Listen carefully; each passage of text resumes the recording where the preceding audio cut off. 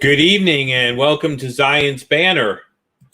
We had a fun show last night, and I really enjoyed having Glendale on and having him meet some of the folks who regularly join me on the programs. And Elizabeth from Australia was with us, reminding us of some older Christian music. And it was kind of fun because she had posted Larry Norman's piece. So if you didn't see last night, that's a good reason to go back. She had posted about that on Facebook, and that was just kind of fun. So she's very good at finding those sorts of resources out there. We're going to switch gears because we're back in Matthew through Jewish eyes, and we're going to talk or begin to enter the narrative of the Last Supper, the garden, the crucifixion, and then the resurrection. So we're powering down through the rest of Matthew and looking at issues related to that. So I'm going to bring up the PowerPoint here. There we go. I'm going to put me alongside it. Well, that's probably the best way to go. The PowerPoint was posted early. Because Glendale, of course, who was my guest last night, did not turn in a PowerPoint. And I don't require that of my guests. So that was one of the reasons. So I kind of upped the relationship. Now, there's actually a bit of an infographic that I've created for next week. Next week's topic is already preloaded with the event pages. And we're moving along. So we're going to get into Matthew. What about the fulfillment of Passover and the inauguration of the new covenant? What was the Last Supper all about? What are some of the controversies that surround the Last Supper? There's at least one that you may not be aware of, that you probably would never have suspected. So we're going to get underway. I've got my chalkboard up. I like to say that my library is the chalkboard and the streets are the laboratory. So sometimes I pull out the chalkboard theme, how the Last Supper should be viewed. We're going to discuss that. Now, often there are a lot of ways it's viewed, but we need to view it as the ultimate fulfillment of the Passover. Christ, our Passover, was sacrificed for us, according to our brother Paul in Corinthians, being inspired by the Spirit. It was the inauguration of the new covenant. We need to understand that while the new covenant is not fully flowered or in force, this is the inauguration event. Very important to understand because it lets you understand which covenant you're under, and you are not under the old because you're under the new. And a lot of Messianic congregations struggle with this a little. I was glad to have Glendale on because he talked about New Testament ecclesiology, and really some of that ties into this very point. And it was preparation for the central redemptive event that creates the end time establishment of the kingdom. If there had been no crucifixion, there would be no right subjects for the kingdom because we cannot save ourselves. So how do we enter into the kingdom? Well, that central redemptive event allows us to enter into the kingdom, providing for kingdom citizens. And so it is key to the end time establishment of the kingdom, which has not yet occurred. Shout out to Lindsay. Good to see her back here tonight. And then Chris, good to see you back here.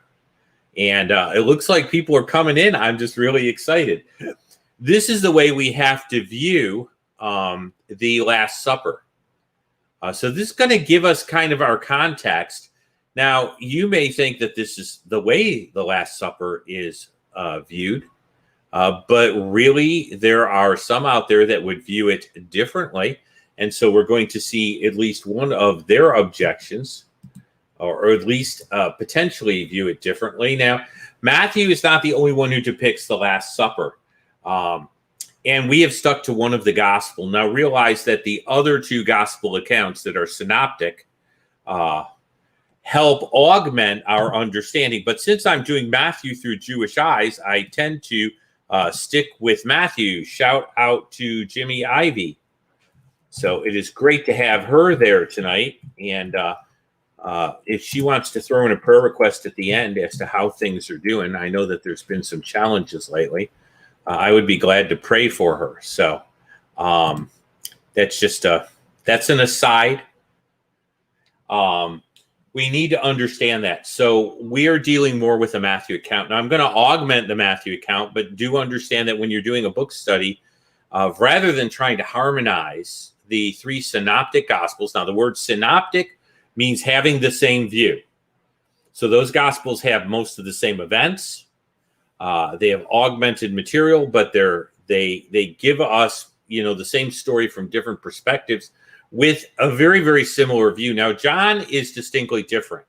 So we don't refer to John as one of the synoptic gospels. And we're going to see that the difference between the synoptics and John is at the core of one of these objections related to how to view the Last Supper. So this is a reason I am going with the text being from Matthew, because that really is the gospel in. We're going to see some differences with the Lucian and Markian. Those are the accounts of Luke and Mark. That's fancy seminary language. If we talk about the account from Mark, we would say it's the Markian account. And if we were talking about Luke, we would say it was the Lucian account. And if we were to talk about the writings that Luke did, which, by the way, would include the Gospel of Luke and Acts, because they're really dovetails of each other, then we talk about the Lucian writings. And so that's just a little highbrow language that you can use. This is Matthew's account. Now, it was the first day of the Feast of Unleavened Bread. The disciples came to Jesus saying to him, "Where do you want us to prepare for you to eat the Passover?" And he said, "Go into the city to a certain man and say to him, the teacher says," very interesting, "my time is at hand. I will keep the Passover at your house with my disciples." And so the disciples did as Jesus directed, and they prepared the Passover. Now, this is the first section of what would be the Matthewan account, or the account by Matthew. And so I want to get the text out there. This is the preparation for the actual meal. We find out that the gentleman was carrying a water pitcher. Now, that's significant. Let me give you a little insight into that. That is not a guy's job. Usually that was done by the women. If you want to check that, check the account of Eliezer, the servant of Abraham, getting a wife for Isaac. And he goes to the well, and all the young virgins are going ahead getting water for their families. The young gals, okay, that should be in pretty good shape and be able to carry that water, because water is really heavy. And it's the young girls that are doing that. And so that was typically a woman's job to go ahead and do that. Now, the fact that there's a man doing it begs the question, why is there not a gal doing it? Understand that we believe that this is evidence that the Last Supper was eaten in what's called the Essene quarter of Jerusalem. Now, just to give you some background, and I didn't cite all of this, there were different sects. We've talked about these sects in regard to other things. We've talked about the Pharisees and the Sadducees. We've talked somewhat about the Essenes. The Essenes were the closest to a monastic movement in Judaism. I want you to know there are no more Essenes today, because if you don't have any children, your children won't have any either. And so the Essenes would have the men bringing the water. And so we have reason to believe that Jesus probably celebrated this particular meal in the Essene quarter because of the gospel accounts. Now, remember, we're looking at the preparations from the Matthewan account. And so Jesus needs a place to celebrate this. Jesus is not celebrating at his house. Remember that his family hailed from the Nazareth area. We looked at a map of where Jerusalem was to Nazareth and some of the issues around that.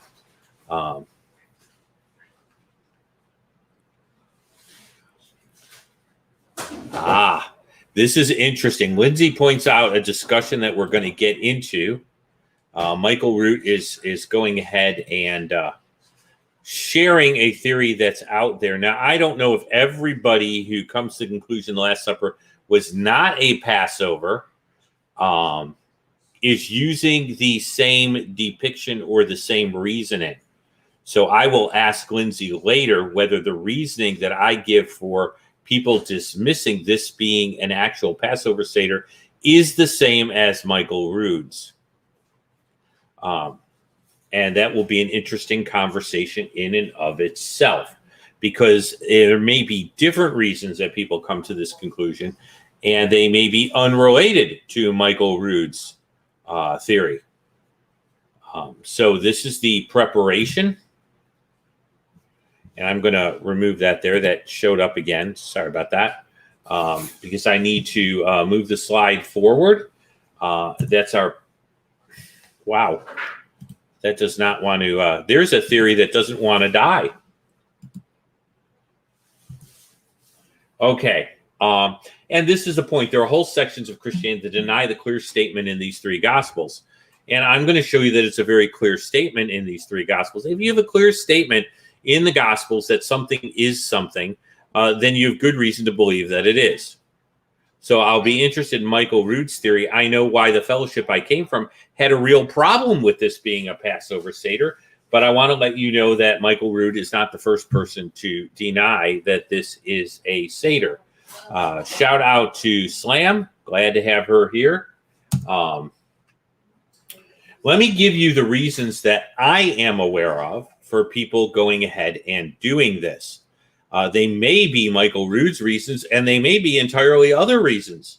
But let me give you some that I'm familiar with. The fellowship that I was originally part of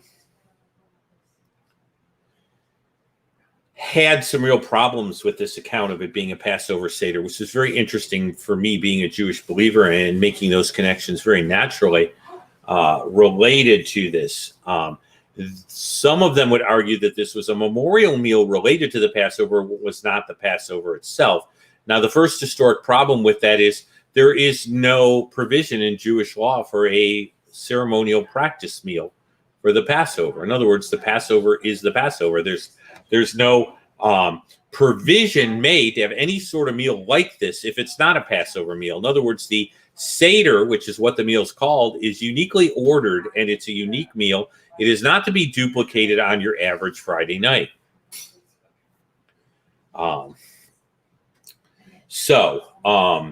Let me look at some of the reasons that I'm familiar with. One of the reasons that is given, and I've heard this a lot, was that since Jesus is the fulfillment of the Paschal Lamb, he could not have eaten of the Paschal Lamb because he is the antitype. Okay, we talk about a type and an antitype. A type is a picture of some spiritual thing, and the antitype is the reality or the actual thing or the fulfillment. And so we talk about types and antitypes in the Bible.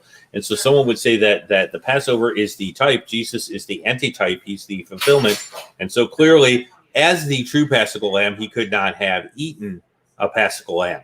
Now, I used to hear that all the time. I mean, that was really touted as an insurmountable case. This argument is unbeatable. It cannot happen. But there's some problems with this. Which of the Jewish feasts don't point to Jesus prophetically? The answer is that all the Jewish feasts, in some way or another, point to Jesus prophetically. The temple pointed to Jesus. Remember, he refers to the temple of his body, which will be broken down in 3 days and will be rebuilt, i.e., he will be resurrected. The temple is a type. Does that mean Jesus never visited the temple? Does that mean Jesus never celebrated any of the Jewish holidays? Did Jesus celebrate the Passover growing up? Well, obviously he did.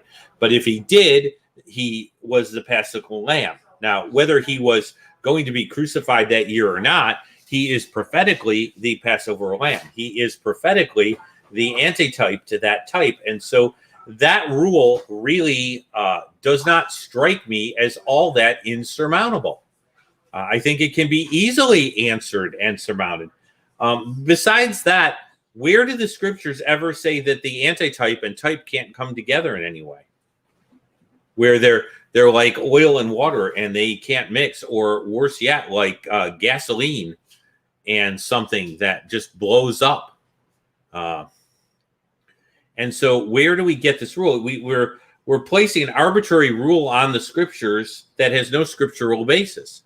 if you're going to argue that the type and antitype cannot come in contact with each other, then you would have to demonstrate in Scripture that that is a scriptural rule related to the very nature of Scripture or to a clear statement in Scripture. And neither one of those has ever been proven to my satisfaction. And so I believe that this reason is actually very silly. But it was a big deal in the fellowship I came from.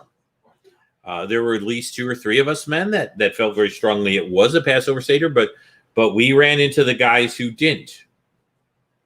Now let's look at a statement from Matthew's gospel itself. I mean, do the gospels indicate it was a Passover Seder? I put up the actual Greek, poio ta pescha meta ton metheton mu. Okay, that's the actual Greek.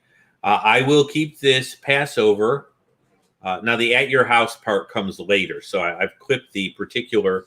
I will keep this Passover with my disciples. The word oikos is not there because you don't have to put things in the same word order in Greek. Okay, and so we're dealing with the word poio, which is related to poieo. And this is in the present active indicative first person. Now, the first person simply means I. Okay? If I say first person, it's I. Second person is you. And third person is like they. And it's in what's called the present active indicative, which means that it's a statement of what is happening or what is in the process of happening. I am seeing can be considered present active first person. You could say I see, present active first person. And then there are some unique Greek uses that are not involved here. Now, let's talk about what is going on here with this particular word. And I'm going to go back. Poieo is not technically the word that is always translated keep. There's another Greek word that has the idea of keeping, as in guarding. Poieo has the idea of doing or making. But in this context, in this form, poieo is indicating that Jesus will do the Passover with his disciples. That's metheton mu, my disciples. And you'll notice in the Greek that the pronoun, the possessive pronoun, is actually after the noun because you don't have to keep things in the same order with Greek. Greek is different than Hebrew. Hebrew depends more on word order as English does. Greek does not. Greek uses case endings. And so that's why we had to memorize all those cool case endings and declensions and stuff like that. It's a different type of language. Now, the clear statement is Jesus is making a clear statement that he will do the Passover with his disciples. So if I'm going to argue that this was not a Passover Seder, my argument needs to overcome at least the clear statement of one gospel. Okay, but does it have to overcome the clear statement of several gospels? Well, that's a really good question. Well, one counter argument someone would say is that Jesus is talking about the Passover as him being the Passover lamb, and it's not really about the Last Supper. Now, I could see someone pulling that. Jesus is talking about the fulfillment of that Passover. He's not talking about the actual Passover meal. Now, where that fails again is in the Greek, metheton mu, with my disciples. If Jesus is speaking of the crucifixion, then he's saying, I will get crucified with my disciples, which be indicating that they are getting crucified also. But although they did die martyrdom, they were not crucified with Jesus. And so this statement does not seem to apply to the disciples, but it seems to uniquely apply to Jesus, which makes me think that we are not dealing with the crucifixion, but we're dealing with the actual meal given the context and given the Greek, the meta indicating that this is something that is going to happen for him and the disciples at the same time or in the same setting, as opposed to being a later thing. And so that sort of silly counter, and believe me, you will get silly counters, okay? People will do knee-jerk responses without thinking them through very well. This is one counter to the clear statement in Matthew, is that Matthew does not have the crucifixion, the Passover in mind. What he really has is the greater fulfillment of the Passover, which is the crucifixion. And this is answered by the Greek in the fact that he says he's going to be doing this with his disciples, and the crucifixion does not include them at the same time. Okay, now let's look at the other accounts, because someone could say, well, okay, so this is a place where we have to harmonize the Gospels, and, clearly what do the other Gospels say? We're going to look at Luke's account. You'll see the highlighted sections there. Both the Luke and Matthew account use the term may eat the Passover. And so now we have to deal with the language there, because the language is in Matthew, I will do poieo, or make, but a different word is used, and you're going to see may eat. Now it's actually a form of may, and I'm going to probably try to switch out here so you can see it.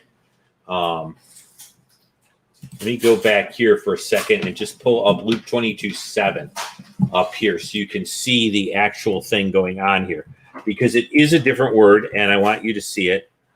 So I'm going to pull up Luke 23:7 here and go right to it, and hopefully Logos will be nice about this. And it's not looking the way I want because of a little mistake here in my typing. Let me fix that for you. 22:7. Okay. And of course, this is where the fact that he's following a woman is mentioned. Okay. Now, you have to know, prepare the Passover for us. Jesus is now talking to the disciples. And by the way, he's including them in the partaking of the Passover. But what you'll notice is may eat. Now, that's not two words in the Greek. That's one word in the Greek, just so that you know that. Estheo is the root there, and it has the idea of eating. So where's the word may come from? And you're going to see this in the Greek text, may, and you're going to be thinking, like in English, we always have a may. No, there's a way of indicating may in the Greek.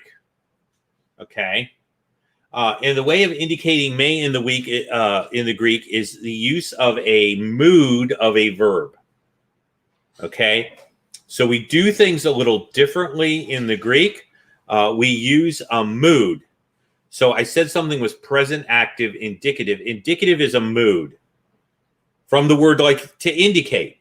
Okay, I can have a word that's in the indicative mood, and that has certain meaning. It's sort of a statement of fact. I can have a word that is not in that mood. So we talk about voice, we talk about mood, and we talk about tense with the Greek. So, wow, you can see what my Greek classes in seminary were composed of. Now, this is something called the subjunctive mood. Okay, so instead of being present, active, indicative, we look at this word may eat here, and we use the power of Logos Bible software. Okay, and it's aorist, active, subjunctive. And you're saying, well, what does that mean? Well, aorist is usually translated in the past, but it doesn't have to be. And I'm not going to try to explain the aorist because really it's difficult stuff. I mean, I have a complete grammar both in my Logos and in my libraries, and the aorist was one of the harder things to get my hands around. Okay. But that's what we're kind of dealing with here. And we have the subjunctive. Now, the subjunctive is one of two moods that are interesting in the Greek. It's typically called the mood of potentiality. Like, I may do something. But there was another mood that expressed that same sort of idea. And it was a little different. And there's a change from Attic Greek to what's called Koine Greek. And I don't necessarily need to give you a whole Greek lesson, but I want to let you know the language changed a little bit. You know how English has changed a little bit? Like, here's something me and my daughter both hate: gone missing. Okay, we despise gone missing. Nobody's ever gone missing. They've disappeared. Okay, but now there are changes that go on in language, and from the language of the Greek language of like Homer and the Iliad to the Koine Greek, which was the common Greek that the New Testament is written in, there were a few alterations. There were a few ways that things were used differently. And so we're going to talk about that mood a little bit, not to give you like a full Greek lesson here, but to help you understand. What you do need to see is that they prepared the Passover. What were they preparing if Jesus wasn't taking it? This is not a reference to a memorial meal. This is a reference to the actual Passover. So we do have the may, and so someone's going to say, well, may is only might. Okay. Well, I'm trying to think of the name of the other mood that takes precedence, and it's probably in the next slide. But I accessed Daniel B. Wallace, which was the Beyond the Basics Greek that I had to go through. I think it was either Greek 3. We had to use it, and he goes through every nuance of every particular voicing of the Greek with examples, and it was like, wow. And his 4 case endings became 8 case endings in the way they were used. And Greek was somewhat complicated, but you would think that the subjunctive, which is the mood of potentiality, only means might. May means might, right? That I might eat this Passover Seder with my disciples, which means I might not. And so that leaves Matthew standing alone as the only gospel that indicates, by direct statement that it's a Passover meal. But that isn't true. Daniel B. Wallace points out that there was a change in the Greek language in which this other sort of future potentiality, sort of possibility voice kind of changed. It got used less in the Koine, and the subjunctive took over some of its purposes. Okay, one particular mood got used less, and then the other mood got used more. And so what he points out as an expert in his field is that, on the other hand, sometimes the subjunctive can actually act like a future indicative. So that I may eat, but you could read that as a future indicative that I will eat in the near future the Passover meal. And so it is a potential to understand those mays not as mights, but actually I may because I'm going to, sort of understanding of the subjunctive mood. Now that's a little complicated, but the goal is to let you know that the language of may does not have to mean might there. And so the other gospel accounts are not in contradiction to Matthew's account, or they are not in disharmony with Matthew's statement. So where does the problem begin? The problem begins in the Gospel of John. Now, as far as the timing of the Gospels, what you're talking about is what's called priority. Okay, one of the big problems we have is which Gospel was written first, and how did the material get shared? Because these people aren't living in a vacuum. And so there is a discussion as to the dates and timing in which material got used how. And this is called priority. It's a large discussion among scholars because Matthew doesn't say, behold, mine is the first written gospel. And Luke does not say, I am the second written gospel. So generally, what is accepted, although discussioned, is that it appears, for scholarly reasons, like most scholars would say, that Mark is the earliest of the Gospels. Now, their reasoning has to do with the length of Mark, believing that additional material was added to the outline skeleton. Okay? And that's generally what is understood. Now, that is being challenged by the idea that there was an early Hebrew version of Matthew. And so there are some trying to argue for a Matthewan priority. But here's what nobody argues for that I have seen that is taken serious, and that's a Johnian priority. So very few people argue that John is the first gospel. First of all, John is already writing to believers, where the other gospels are written primarily to believers, but also to share the story with believers in such a way that it would get shared with non-believers. In other words, Matthew's interested in talking to believers, yes, to bolster them up, but to a Jewish audience in general. Mark John is particularly talking, I write these things to you who believe that you have believed in the name of the Son of God, that you may know you have eternal life. And so he is writing to a believing audience almost completely. Now, where does John end up giving us problems? Well, John 13 is the problematic passage. John 13:1 reads that before the feast of the Passover, when Jesus knew that his hour had come, that he should depart from this world to the Father, he loved his own who were in the world. He loved them to the end. That's John 13:1. And the problematic section here are the words now before the Passover. And so some now look at John, and if you want to read the other Gospels through John, what you're going to say is that John is clearly telling us that this is prior to the Passover, not the Passover meal itself, and that the other Gospels need to be harmonized with John. Now, this is where my old fellowship came from.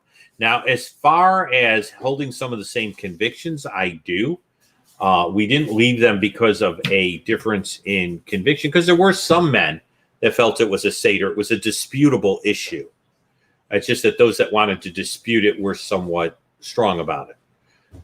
It was not a statement of faith issue. It was a difference of opinion among the men. But the men who had a difference of opinion were not ashamed to say so. They had a big emphasis on the Johnian account. Now, why did they? Because we practiced foot washing. So I have a very interesting history. I went from Plymouth Brethren to spending years in the Grace Brethren to eventually not being able to minister within the Grace Brethren in any sort of capacity officially. And that was not me being defrocked. That was just, there was no place for my ministry there. Some of those churches still support us, by the way. So let me give kudos out there and not paint a inappropriate picture. But there was no panel of weird apologists. Apologists were not reckoned as a legitimate office for the church today. And teachers had to be pastors.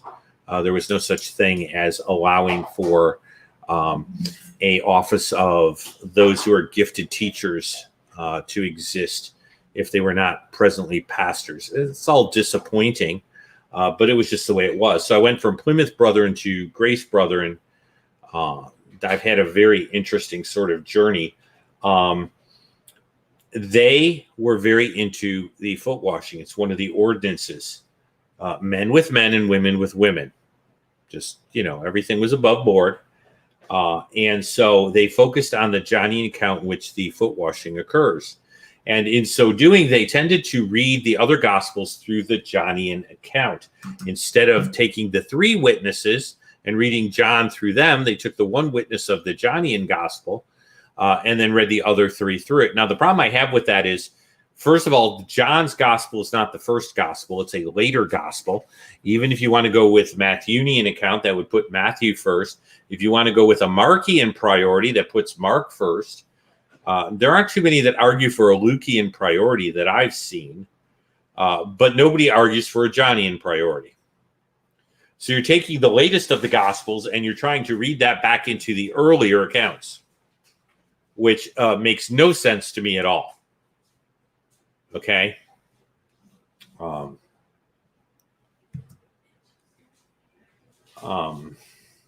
They needlessly infer that before the Passover has to indicate that it was not a Passover meal. Now, A.T. Robinson, in his Harmony of the Gospels, deals with this very thinking.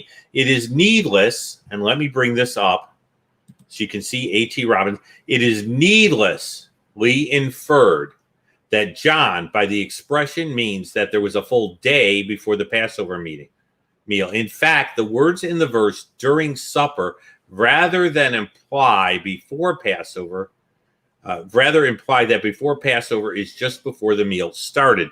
Now, let me help you with Jewish timing. 1 minute after sunset is a new day. See, as our sun's going down here at 7:30, at 7:31, it will be a new day. That's the way the Jews reckon days. So if the sun was setting on that Passover, and by the way, Israel's fairly close to the equator, so there's not that much variation in days. You have 1 minute past sunset, then you are into the new day. So when John says before, he can be referring to just before the meal. The sun sets, they sit down to have the meal. It is now another day. So we need to understand that Jewish reckoning, that before could just be a difference in reckoning of time.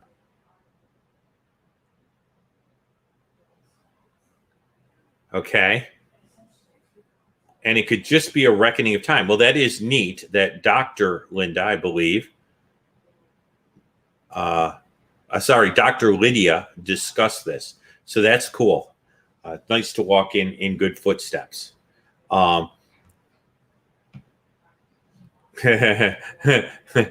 Nate's sunset is at 9 p.m. Yes, Nate.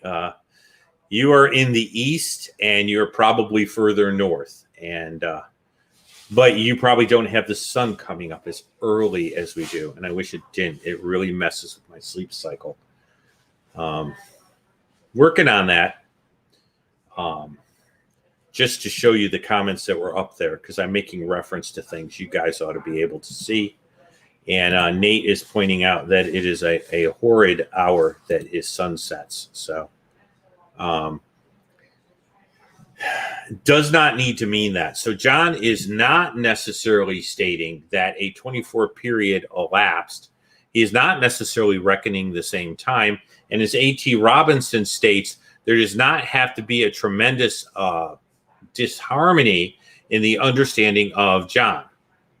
It makes no sense.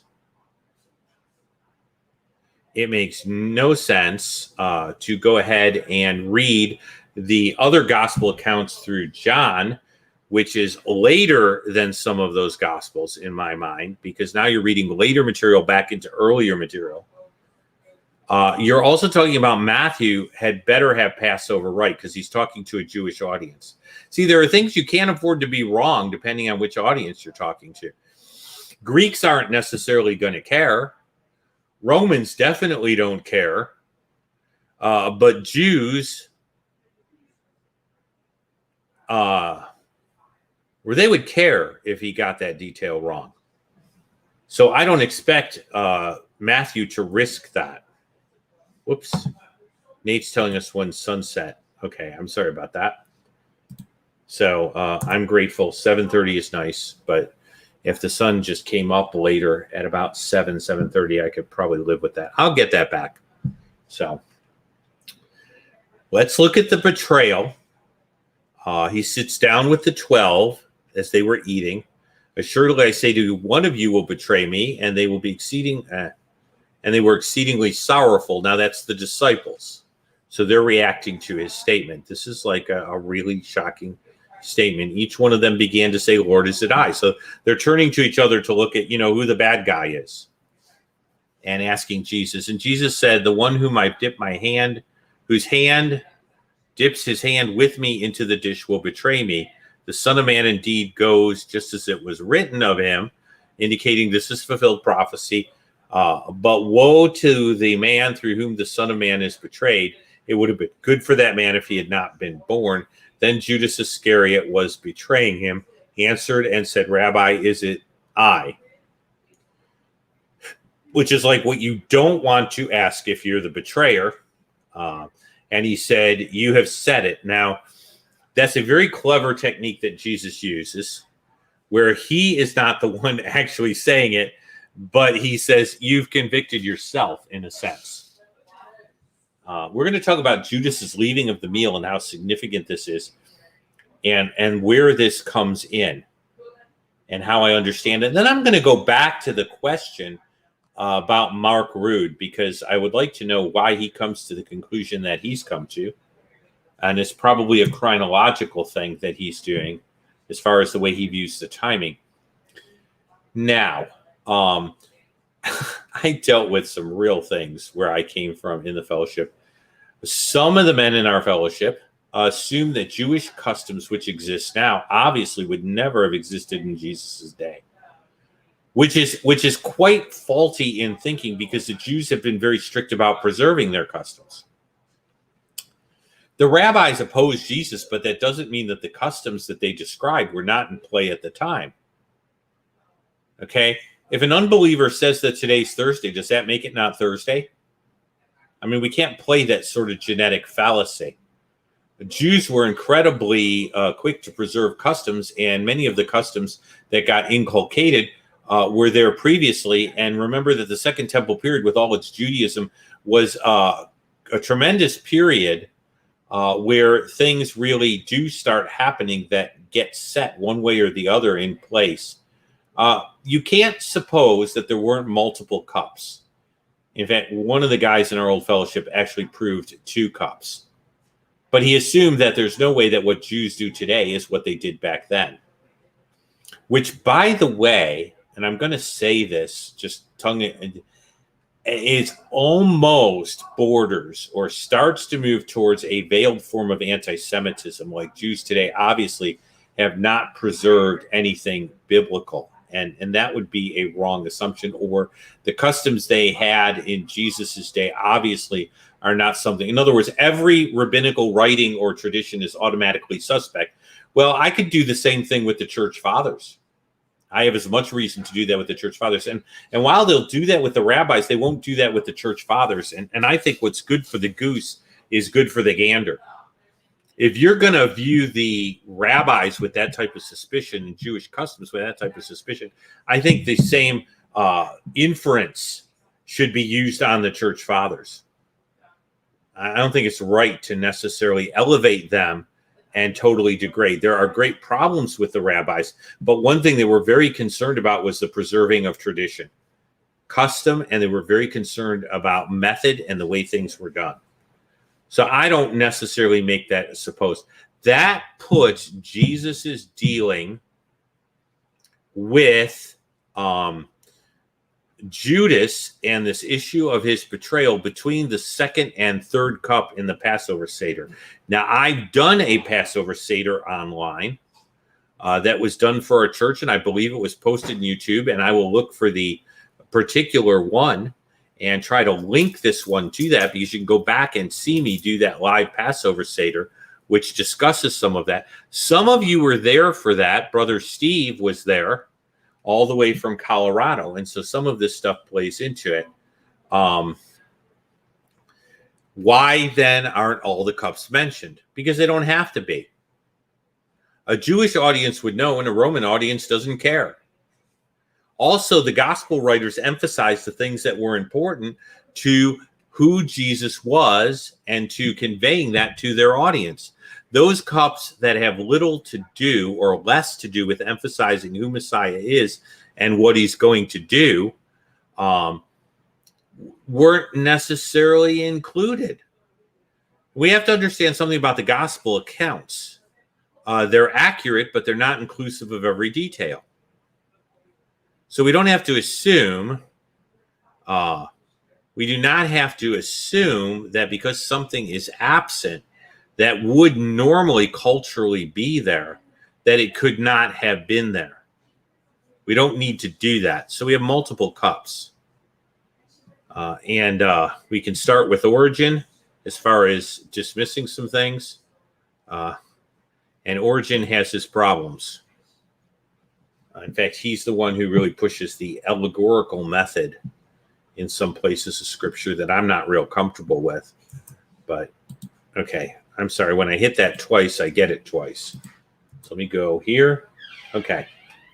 What I want you to notice about this whole thing that you need to get from this, okay, very clearly, is if indeed you place Judas and this whole issue of betrayal between the second and third cups of the Seder, which is a good place to put it.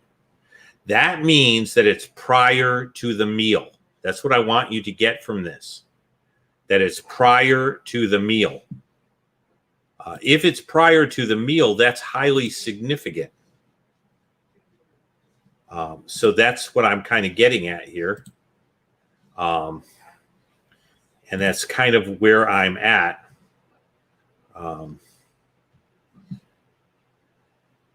So let me go back to StreamYard. This is significant because we're going to discuss why you didn't want to leave prior to the meal, given the customs of the day. Okay. I do want to indicate that the passing of the dish of the element before the main indicator also indicates prior to the meal. Now, you need to understand what that means for covenant and what that does. Because understanding the procedure of covenant and the importance of a covenant meal helps us understand the clear picture that Judas is leaving at that point excludes him from the covenant meal, which excludes him from something very important.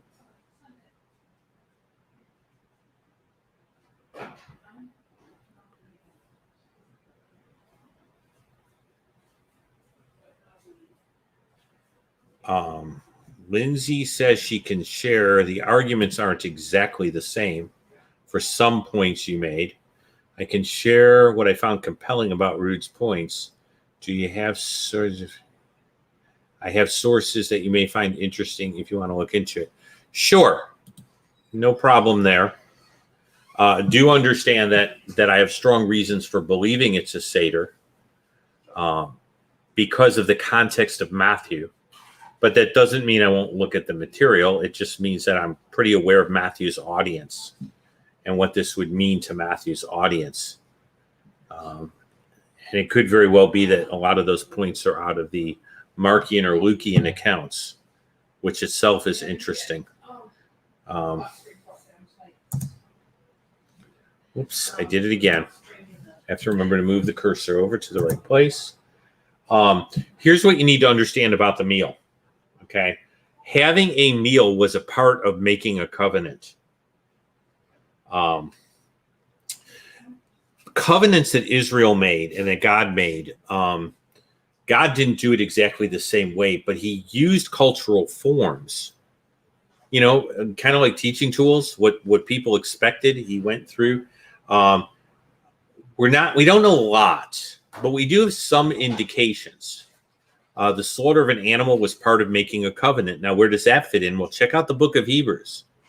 Okay, a covenant always required, often they had 2 parts or 3 parts. And if you go to Exodus 15, you have the animals all being cut into 2 parts.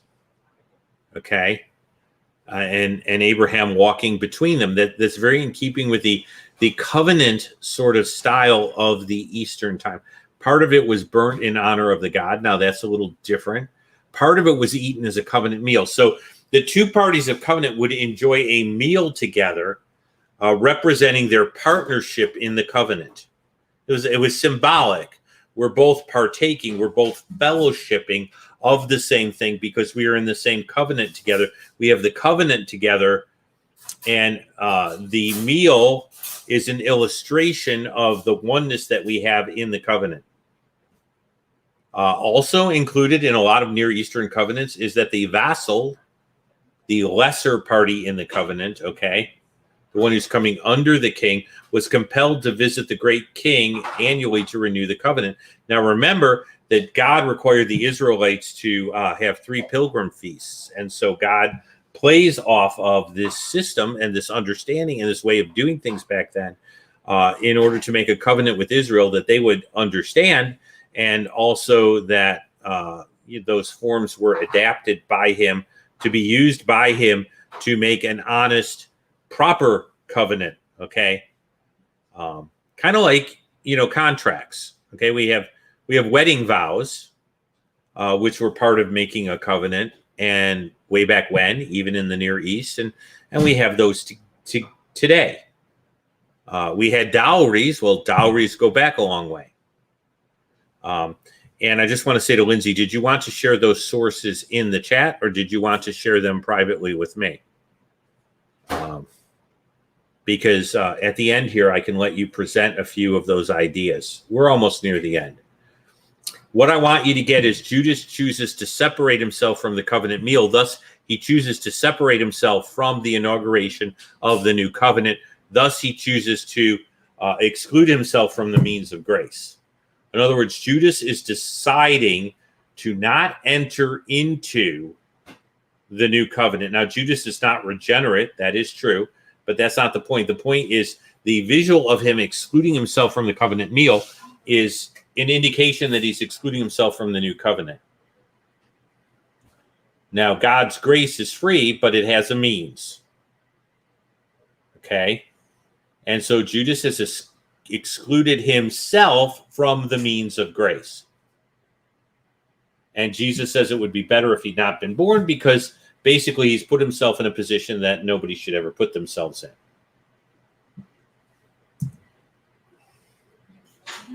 I want to point out that the new covenant is indeed inaugurated.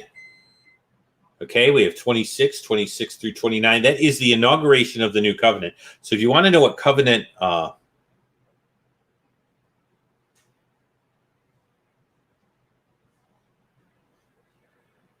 yeah, this is a timing thing. He thinks the month is Aviv as opposed to Nisan. And then he calculates from there. I don't think you need to do that to harmonize the Gospels.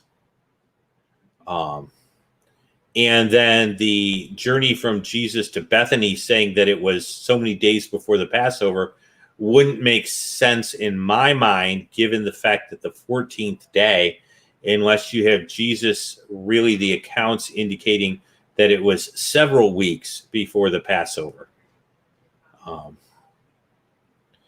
And then that would sort of do some other things. So,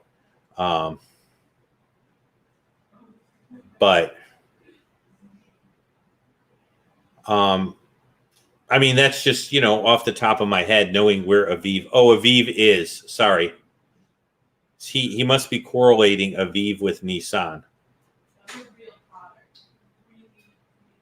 I'm thinking Nisan, he's thinking Aviv. Okay, old new calendar. Because you have Adar and then you have Aviv, and Aviv is an old name for Nisan. So, yeah. Do you need an email, Lindsay? Let me type that in. I'm going to have you send it to Zion's Banner because it may be a lot of material. And that will prevent a problem with file size. So there's the email, and that's fine. And it'll just be interesting, particularly which Gospels he picks up. I'm very leery of the dating schemes in general because I think it's very hard to trace. But the question is, what statements do the Gospels have in common? And then you harmonize from their common elements would be methodologically probably something that I would think to do. Just because I'm sure that anything that's harmonious between those Gospels, I can be pretty sure of. So, not that I'm not sure of the other parts of the Gospels. You know what I mean? When something's repeated, it sort of gets emphasized in my head. We have the inauguration of the new covenant. Okay. We know this as, the Lord's Supper. Eucharist comes from the Greek. But what I want you to see is even though the new covenant isn't fully in play, it's inaugurated. Okay.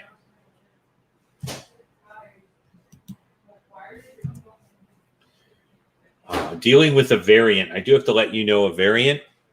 Okay, because I want to be honest with variants. Where it says this is the blood of the new covenant. Some of your texts do not have the word new there. Okay. So if you run into a translation that doesn't have new, and a lot of them won't, I think your NASB might not, and might have a footnote or a note with something to the side. It omits kinase, which is the word new. This is a difference in the different text families. Don't panic over it. It's not a big deal. It's just you need to know that the King James relies on a family of texts called the Textus Receptus. And there's an issue over texts. Does that mean we don't have our New Testament? No. It means we've got like dozens and dozens of the same term paper with minor spelling errors. It's like the equivalent, and we can piece it all together.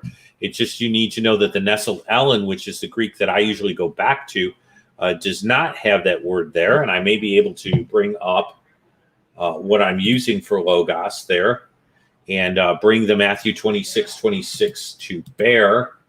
And what you'll see is that the Greek doesn't have the kainos there. Okay. I want to go 26:26. Okay, backspace. Lord's Supper instituted. There we are. Okay, so this is your passage here, and see, there's your little note that the NU or the Nestle Allen or what's referred to as that doesn't have kainos. And so when I go over to 26 here, okay, and I'm looking for it here. This is my body. If you go to 28 here, this is the word covenant. And what you're seeing here is that when I highlight that, the word kainos is not there. So that's what you're seeing there. That's why you're seeing it, just to kind of let you know. So does that mean that we're not talking about the new covenant? Because that's what someone might claim. No. A.T. Robinson points this out. The new covenant of Jeremiah 31, Hebrews 8, which is shed for many, and the key is shed for many, and there's your Greek, okay, is a prophetic present passive participle. Oh, there you go. That's heavy stuff, but that's the way the Greek reads. The act is symbolized by the ordinance and the purpose that Christ expressed in 28, should be 28, probably 28, and anti here and pire indicated unto the remission of sins, and that's your ace aphesin humeriton for unto the remission of sins. This clause is in Matthew alone and is not to be restricted for that reason. It is the truth. The passage answers all modern sentimentalism, and this is what he's reacting to, that finds the teaching of Jesus pious ethical remarks or just dreams, like not actual atonement. And so that's what A.T. Robinson's saying. What he's saying is you can't write off that the new covenant is viewed simply because kainos is not there. Jesus is instituting or inaugurating the kingdom of God, but he's not establishing the kingdom of God. Well, how do I know that? When I drink it anew with you in my Father's kingdom. Indicates he's inaugurating the kingdom, but the kingdom is now and not yet. It is not established. Okay? There is a difference. This is in contrast to the amillennial view, which finds no difference between the establishment of the kingdom and the inauguration of the kingdom as far as its eventual fulfillment to Israel. And you heard that from Glendale. One of the things that I really enjoyed about Glendale is that Glendale and I were on the same page. And I actually, I would have had problems walking into a church that was amillennial. I'll be honest, because I came to faith through a literal interpretation of messianic prophecy, and then to find out it wasn't literal would have essentially meant to me, well, then maybe Bethlehem is in Bethlehem. Maybe it's Bethlehem, Pennsylvania, and I could have taken the whole thing. So let's do the take home. Lindsay's going to email me some more of the material on Rude's objections, which seem to be a little different than the ones I covered.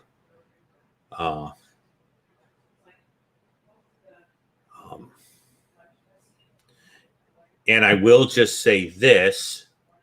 There are a lot of scholars out there, and there's probably going to be different appearance. So there'll be Rude, and then there'll be other guys who think it is. And so, again, this is an interesting process of digging, trying to harmonize 4 different gospels, understanding that John is not even synoptic. with those other gospels. So this is an intense project. And then we're talking about timing. So it's really hard. And thank you, Lindsay. I will definitely look things over. A good teacher is a good learner. So it gives me the opportunity to learn. Remember what I said last night. Your questions lead to more questions that I have, which leads me back to my library, which leads me new stuff. So, that is absolutely wonderful. Let's do a take home because I want to make it relevant for your daily life so you can turn in well tonight. Covenant relationship with God brings what? Covenant blessings and oneness with him and eternal salvation. So we have reconciliation with God, we have salvation, and we have covenant blessings because we are new covenant believers and we have entered into the new covenant. And so we have those options, and the people outside that covenant are really missing out, which is a great reason to share the gospel with them because they are outside the covenant. They are outside looking in. And so that is where we are at. Well, I think we have taken up our time tonight. Remember to hit that like button. I do need to do one thing. Remember, I'm a man of my word. And so I'm going to thank people. Thank you if you support us through Chosen People. Thank you if you're on this roster. But you need to be thanked. It is godly to show gratitude, and it is godly to keep one's word.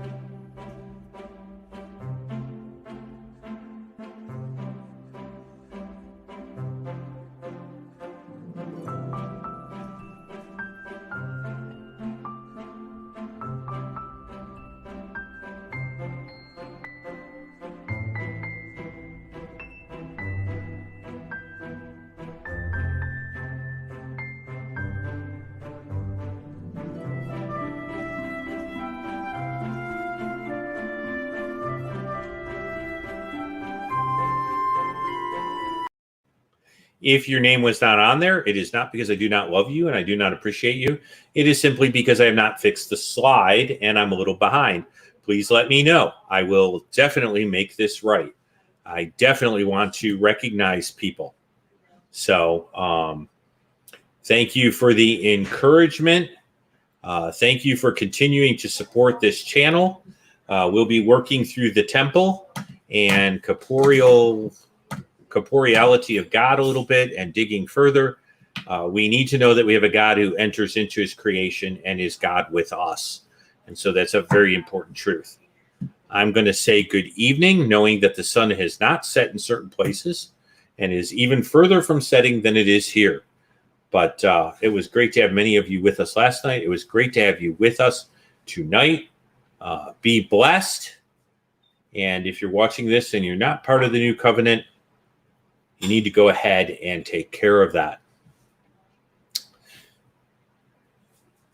And thank you, Slam, and Ray, and Brother Steve, and Lindsay. And I'll look forward to receiving that homework by email. So here's Erev Tov. Let me pull this off here. And let me give you a giant Erev Tov and a bye.